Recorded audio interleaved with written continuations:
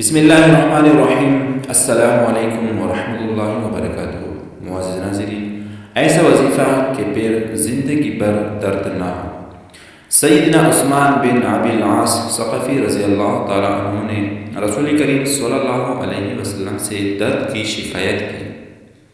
مسلمان ہونے کے بعد سے جو ان کے جسم میں رہنے لگا تھا، آپ صلی اللہ علیہ وسلم نے فرمایا کہ درد کی جگہ اپنا ہاتھ رکھو اور 3 بار بسم اللہ پڑھنے کے بعد 7 بار یہ دعا پڑھو: اعوذ باللہ وقدرتہ من شر ما اجد واحاذر۔ میں اللہ تعالیٰ کی پناہ مانگتا ہوں اس چیز کی برائی سے جسے میں محسوس کرتا ہوں اور جس سے میں خوف زدہ ہوں۔ اس دعا کے بعد پھر کبھی مجھے یہ درد نہیں ہوا اور میں نے ہمیشہ گھر والوں اور دوسروں کو درد کے لیے یہی دعا بتلائی ہے۔ جزاک اللہ خیرا و احسن الجزاء۔